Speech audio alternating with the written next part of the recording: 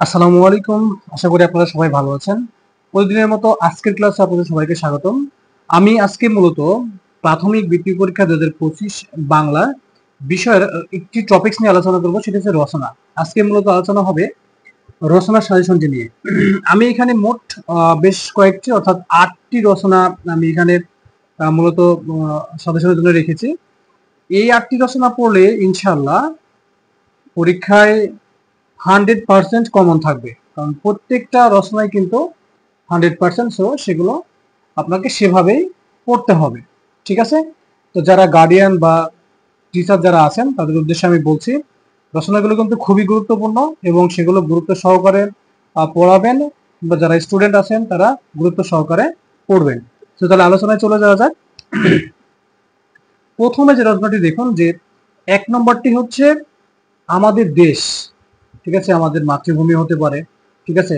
আমাদের প্রিয় দেশ হতে পারে, তোমার প্রিয় দেশ হতে পারে। তার মানে যেগুলো যাই বলুক না কেন সেটি কিন্তু একটাই, আমাদের দেশ। কত পার্সেন্ট বলেছি? 100%। ঠিক আছে? আচ্ছা, তো পরবর্তীতে চলে আসো। ২ নম্বরটি যে বর্ষাকাল। এই বর্ষাকাল রচনাটাও কিন্তু অনেক অনেক গুরুত্বপূর্ণ। ঠিক আছে? প্রত্যেকটাই 100%। আমি তারপরে এখানে পাশে উল্লেখ করে দিচ্ছি যে প্রত্যেকটা রচনাই কিন্তু খুবই খুবই গুরুত্বপূর্ণ, মোস্ট ইম্পর্টেন্ট। ওকে। ৩ নম্বরটি দেখুন, মৃৎশিল্প। এটাও কিন্তু 100%। আচ্ছা, ৪ নম্বরটি হচ্ছে প্রিয় শিক্ষক।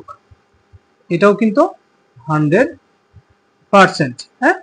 আচ্ছা, ৫ নম্বরটি দেখুন, শাপলা।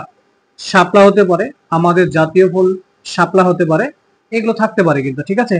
তো যাই হোক না কেন, শাপলা উল্লেখ থাকলে অবশ্যই এই শাপলা রচনাটি আপনারা পরীক্ষায় লিখবেন। ঠিক আছে? আচ্ছা, তারপরে দেখুন ৬ নাম্বারটি, যে আমার মা। 100%। আচ্ছা, তারপরে দেখুন ৭ নাম্বারটি হচ্ছে শীতকাল। এই শীতকালের রচনা। ঠিক আছে? যেহেতু শীতকাল আসতেছে সামনে, গুরুত্বপূর্ণ।